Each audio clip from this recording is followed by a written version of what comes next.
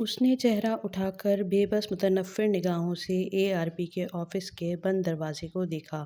Black mailer. اس کی آنکھوں میں بے اختیار آنسو امڈ آئے تھے۔ اسے آج علم ہوا تھا کہ عبدالرحمن پاشا نے کیسے ہر شے کو اپنے قابو میں کیا تھا۔ بند دروازے کے اس پار وہ کھڑکی کے سامنے کھڑا تھا۔ اس کے ہاتھ میں اس کا قیمتی موبائل تھا جس میں وہ کوئی نمبر ڈھونڈ رہا تھا۔ ایک نمبر پر آ کر اس کا ہاتھ تھم گیا۔ وہ نمبر اس نے انگریزی میں بردر ڈیئرسٹ کے نام سے محفوظ کر رکھا تھا۔ اب اس نمبر پر رابطہ کرنے کا وقت آ گیا تھا۔ اگر ہر چیز ویسے ہوتی جائے جیسے وہ سوچ رہا تھا تو اس نے مسکرا کر اس نمبر کو دیکھا اور پھر اس کے نام پیغام لکھنے لگا۔ میں انڈیا سے واپس بوئیوکدہ آ چکا ہوں، کیا ہم مل سکتے ہیں؟ پیغام جانے کے پورے 1.5 منٹ بعد اسی نمبر سے جواب آیا تھا، جہنم میں جاؤ میں تمہاری شکل بھی نہیں دیکھنا چاہتا۔ وہ پیغام پڑھتے ہوئے محفوظ سے انداز میں ہنس پڑا، پھر مسکرا کر سر جھٹکتے ہوئے جوابی پیغام لکھنے لگا۔ میں جہنم میں بعد میں جاؤں گا، پہلے تم سے تو مل لوں۔ تم ہوٹل گرینڈ آؤ گے یا میں استقلال اسٹریٹ میں برگر کنگ پہ آ جاؤں؟ سینڈ کا بٹن دباتے وقت وہ جانتا تھا کہ اس کے بردر ڈیئرسٹ کا جواب ان دونوں جگہوں میں سے کوئی ہوگا۔ وہ انکار نہیں کرے گا۔ اس نے آج تک عبدالرحمن کو نہ نہیں کی تھی، وہ اسے نہ کر بھی نہیں سکتا تھا۔ حیا اس صبح جب حلیمہ آنٹی کے گھر سے واپس آ رہی تھی تو اس کے موبائل پہ جیحان کا پیغام آیا تھا۔ بگی سے اترتے ہوئے اس نے پیغام کھول کر پڑھا۔ سنو، میں ابھی ذرا کام سے بوئیوکدہ آ رہا ہوں، دوپہر میں ملتے ہیں، لنچ ساتھ کریں گے، ٹھیک؟ حیا نے حیرت سے ٹائم دیکھا۔ صبح کے 7 بجے تھے۔ اگر وہ ابھی چلا ہو تو 8 ساڑھے 8 تک پہنچ جائے گا۔ پھر وہ دوپہر تک بوئیوکدہ میں کیا کرے گا؟ اس کا کب سے اس جزیرے میں کوئی کام ہونے لگا؟ وہ الجھتی اندر آئی تھی۔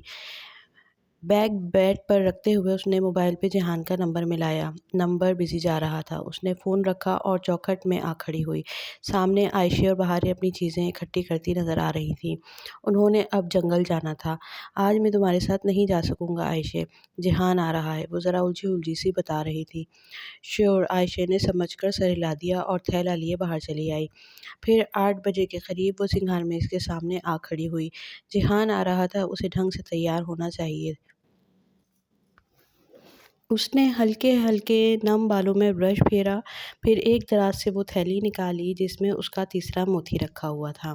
بہارے کی سلور چین میں اس نے وہ موتی ویسے ہی پرو دیا جیسے وہ دونوں بہنیں پروتی تھیں، اور چین گردن سے لگا کر دونوں ہاتھ پیچھے لے جا کر ہک بند کیا۔ تنگ زنجیر گردن سے چپک گئی تھی اور درمیان میں اٹکا موتی مزید چمکنے لگا تھا۔ اب اس نے پھر سے جیحان کا نمبر ملایا۔ گھنٹی جا رہی تھی۔ ہیلو، جیحان بولا تو پیچھے بازار کا مخصوص شور تھا۔ جیحان، تم پہنچ گئے؟ ہاں، میں تم سے دوپہر میں ملتا ہوں۔ تو تم دوپہر تک کیا کرو گے ادھر؟ میں وہ ذرا رکا، میں ایک دوست سے ملنے آیا تھا، ابھی اس کے پاس جا رہا ہوں۔ کون سا دوست؟ اچنبھے سے پوچھتے ہوئے اسے احساس ہوا کہ جیحان نے سوائے علی کرامت اور اس کی ماں کے کبھی اپنے دوستوں کا ذکر نہیں کیا تھا۔ کیا اس کا کوئی دوست نہیں تھا یا وہ اپنے دوستوں کا ذکر مستور رکھتا تھا؟ ہے کوئی تم نہیں جانتی؟ اچھا، میں فارغ ہو کر کال کرتا ہوں۔ وہ عجلت میں لگ رہا تھا۔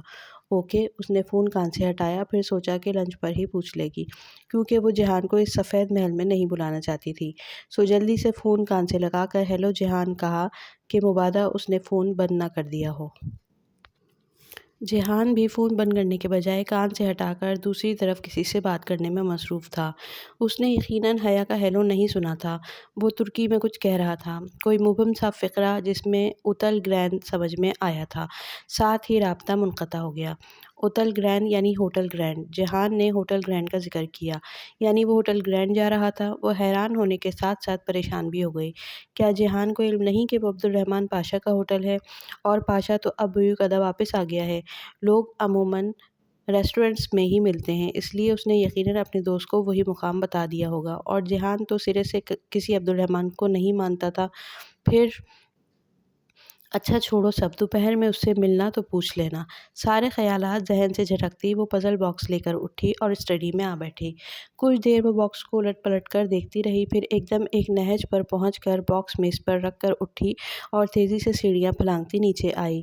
زرد لمبے فراک پہ اس نے بھورا اسٹول شانوں کے گرد سختی سے لپیٹ لیا، بال یوں ہی کھلے رہنے دیے اور پرس میں کالی مرچ کا اسپرے رکھ کر وہ باہر نکل گئی۔ اسے معلوم تھا کہ وہ اب جب تک جہان کو اور ہوٹل گرینڈ کو نہیں دیکھ لے گی، اسے بے چینی برقرار رہے گی۔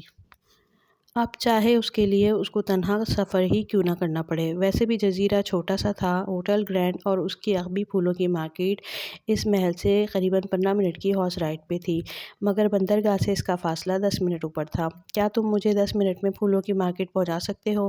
اس نے 5 لیرہ کے 2 کڑکڑاتے نوٹ بگی بان کے سامنے کر کے سنجیدگی سے پوچھا۔ بگی بان نے ایک نظر نوٹوں کو دیکھا اور دوسری نظر اس پہ ڈالی۔ تمام اوکے۔ اگلے ہی لمحے اس کی بگی کے دونوں گھوڑے پتھریلی سڑک پر دوڑ رہے تھے۔ وہ ایک لمبی سیدھی سڑک تھی جو 2 رویا درختوں سے گھری تھی اور اس کے آخری سرے پر ہوٹل گرینڈ کی بلند و بالا عمارت کھڑی تھی۔ عمارت کے پیچھے ساحل تھا، گو وہ یہاں سے نظر نہیں آتا تھا۔ عمارت پوری کالونی میں ممتاز دکھتی تھی کیونکہ آس پاس چھوٹے موٹے کیفے تھے یا پھر پھولوں کی دکانیں۔ پھولوں کی مارکیٹ یہاں سے شروع ہو کر ہوٹل کے عقب میں پچھلی گلی تک پھیلی تھی۔ وہ پھولوں کے ایک اسٹال پر جا کھڑی ہوئی اور یوں ہی بے توجہی سے پھول اٹھا اٹھا کر دیکھنے لگی۔ بے چین نگاہیں بار بار اٹھ کر ہوٹل کے دروازے کا طواف کرتیں۔ پتہ نہیں جہان نے آنا بھی تھا یا نہیں، اس نے ایسے ہی ہوٹل کا تذکرہ کیا تھا۔ تبھی گلی کے سرے پر ایک بگھی رکتی دکھائی دی۔ اس میں سے نیچے اترنے والا بلا شبہ جہان ہی تھا۔ اس نے سر پہ سرخ کیپ لے رکھی تھی اور اب وہ والیٹ سے پیسے نکال کر بگھی بان کو دے رہا تھا۔ حیا جلدی سے ایک اونچے شیلف کے پیچھے جا کھڑی ہوئی جس پہ گملے رکھے تھے۔ گملوں اور پھولوں کی جھکی ٹہنیوں کی درمیانی درزوں سے اسے وہ منظر نظر آ رہا تھا۔ پیسے دے کر وہ آگے بڑھ گیا۔ وہ اب ہوٹل کی مخالف سمت میں سر جھکائے جیبوں میں ہاتھ ڈالے چلتا جا رہا تھا۔ اس کا رخ ہوٹل کی عقبی گلی کی جانب تھا۔ بیچارہ آیا ہوگا کسی دوست سے ملنے، وہ کیوں اس کے پیچھے پڑ گئی ہے، وہ کیوں اس کا تعاقب کر رہی ہے؟ اس نے جھنجلا کر خود کو کوسا۔ جہان کے آس پاس سڑک پہ بہت سے لوگ دوسری سمت میں جا رہے تھے۔ وہ بھی اس ریلے کے پیچھے چل دی۔ اب جہان کو پکارنا بے وقوفی کے سوا کچھ نہ تھا۔ بس وہ کہیں کسی کیفے میں چلا جائے تو وہ واپس چلی جائے گی۔ گلی کے دوراہے پہ پھولوں کا ایک بڑا سا اسٹال لگا تھا۔ وہ اس کے سامنے آ کھڑی ہوئی اور ایک فلورل میگزین اٹھا کر اپنے چہرے کے سامنے کر لیا۔ میگزین کے اطراف سے اسے گلی کا عقبی حصہ نظر آ رہا تھا جہاں دور آخری سرے پر ہوٹل گرینڈ کی پشت تھی۔ وہاں ایک چھوٹا سا پرائیویٹ پارکنگ لاٹ بنا تھا اور مستعد گارڈز پہرا دے رہے تھے، یعنی وہ ہوٹل کے مالکان کے لیے تھا، اور وہاں پر کوئی پرائیویٹ لفٹ بھی ہوگی جو ہوٹل کے اعلیٰ عہدیداران کو ڈائریکٹ اپنے فلور تک پہنچا دیتی ہوگی۔ اس نے میگزین کے کور کا کنارہ ذرا سا موڑ کر دیکھا۔ جہان اس طرح سر جھکائے چلتا ہوا سامنے جا رہا تھا، ہوٹل گرینڈ کی عقبی طرف۔